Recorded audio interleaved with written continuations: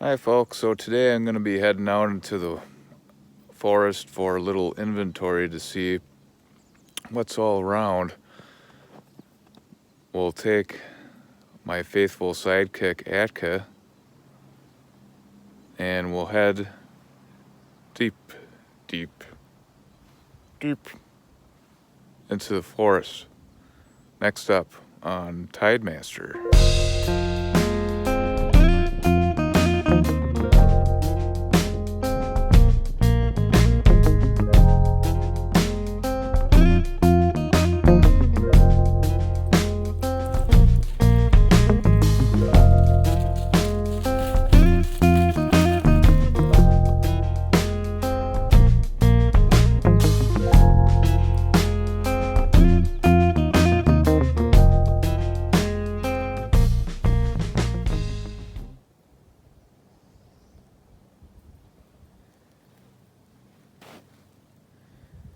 Grand Central Station for wabbits.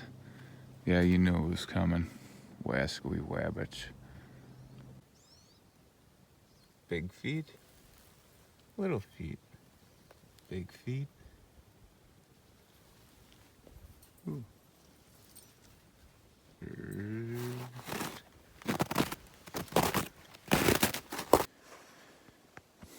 Well, it's another day here, folks, up here in the Great White North.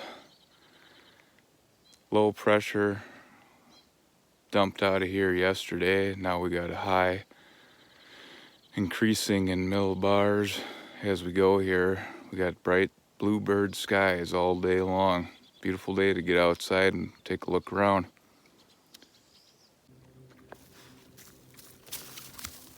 Yep, you found it first. Leave it now.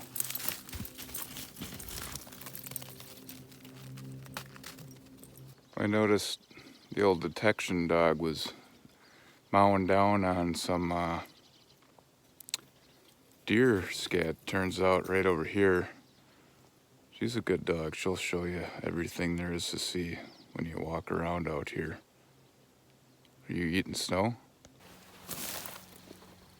So here's a bed site from last night. Look at track. Little morning scat, probably. They probably had their head curled up right over there like that.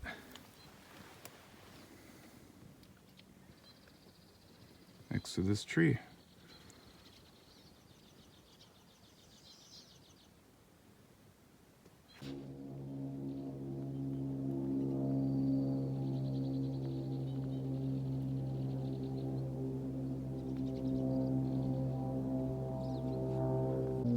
Why does there always have to be a seaplane every time I do a nice still shot?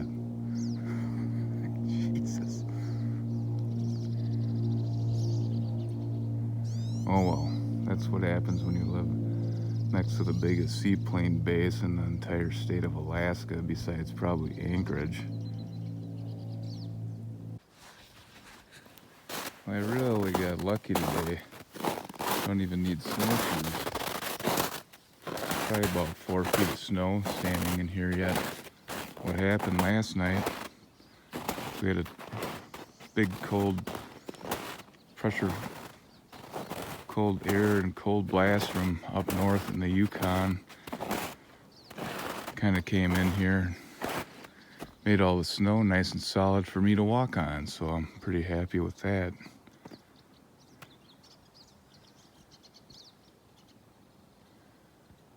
Beautiful day. So if anybody's a big hunter out there and wants to move to Juneau, Alaska, one thing to keep in mind, one of our really strict regulations that we have here is that you have to be 1/4 of a mile away from the main road in order to discharge a firearm. And that kind of makes it a bit of a challenge, honestly, because 1/4 mile can be a long ways in a lot of this heavy brush. Right now, this time of year, The snow is nice and packed, real firm. I don't have to work very hard to get in here. I can make a quarter mile in probably 20 minutes maybe. When summer approaches, and throughout the summer and fall, when everything's in full bloom, it gets thick. And when the water temperature, not the water temp, but when the water is very saturated in the muskegs, you get a lot of mossy, spongy growth, and it's really hard to move through that stuff. So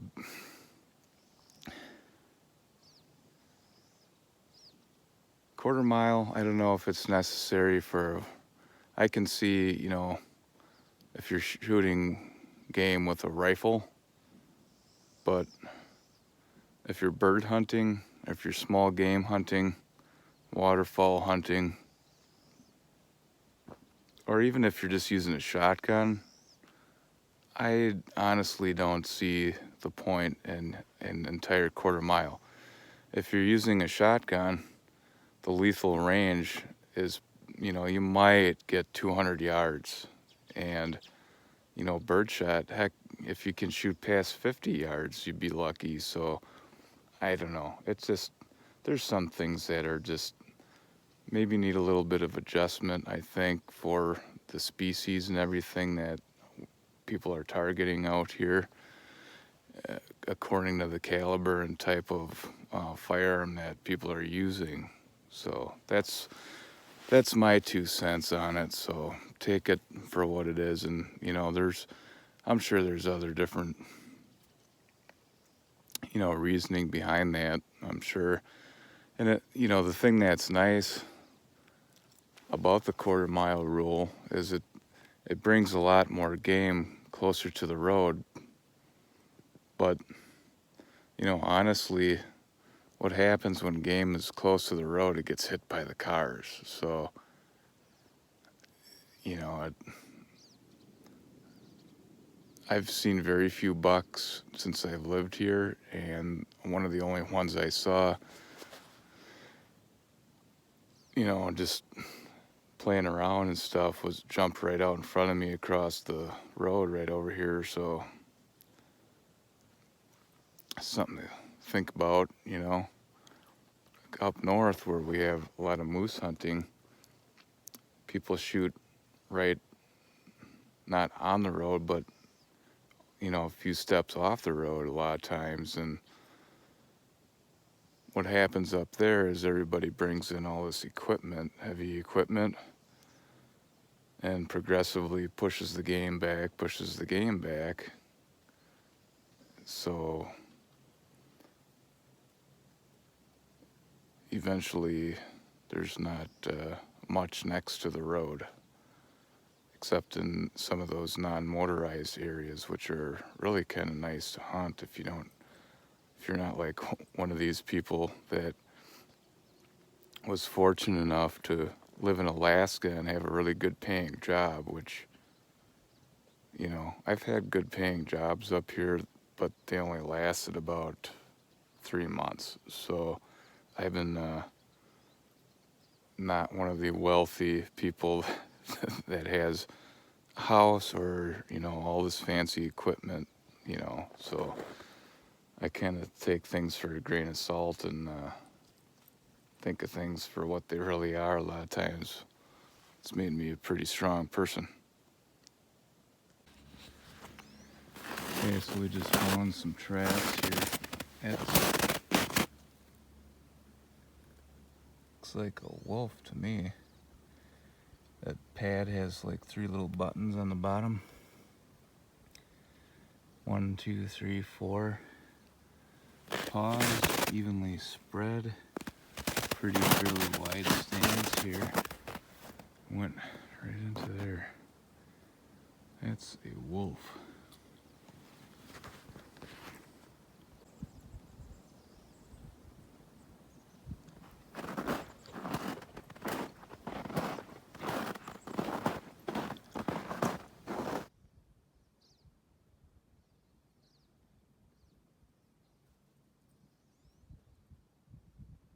Okay, here's a little survival tip for you. Here's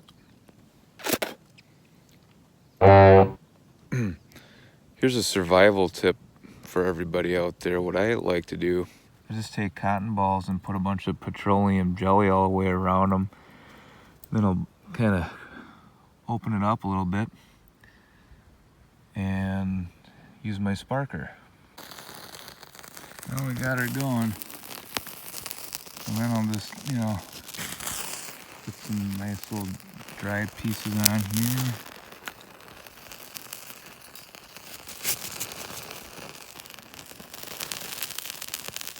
That should burn right on the top of the snow pretty easily.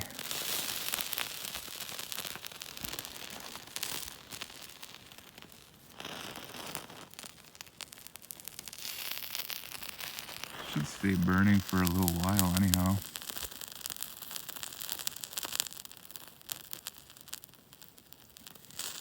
The trick is to use that ferro rod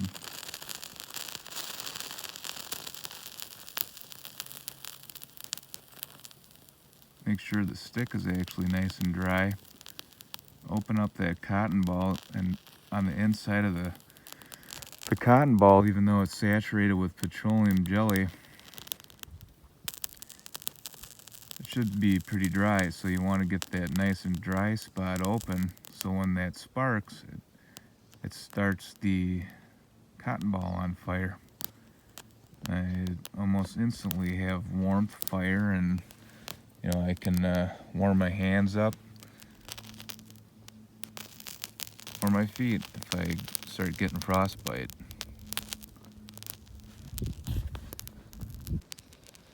So another trick to this is having like a stone or something that's not going to melt down into the snowpack on the base of this fire. As you can see, what happens when something gets warm and it's on a snowpack, it melts. That's your Tide Master survival tip of the week. If I was starving, which I'm not, what I would do out here is set up a whole bunch of snares, as many as I probably could stand rigging, and I would set them up overnight, let it wait, come back, check it in the morning. Now, I'm more or less just going for a walk out here just to be with nature, but when it boils down to it and it's time to eat, that's exactly what I would do. Set out snares and wait. Don't want to wait too long with as many predators as there actually are around here. Stuff doesn't stay in a snare very long. That's one of the biggest downfalls of trapping, is that just because you trapped it doesn't mean you're gonna eat it.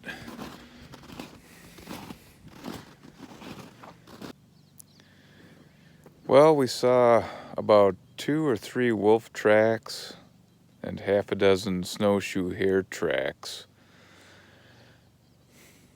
I'm gonna wrap it up, head back in. It's been a beautiful day out here in southeast Alaska.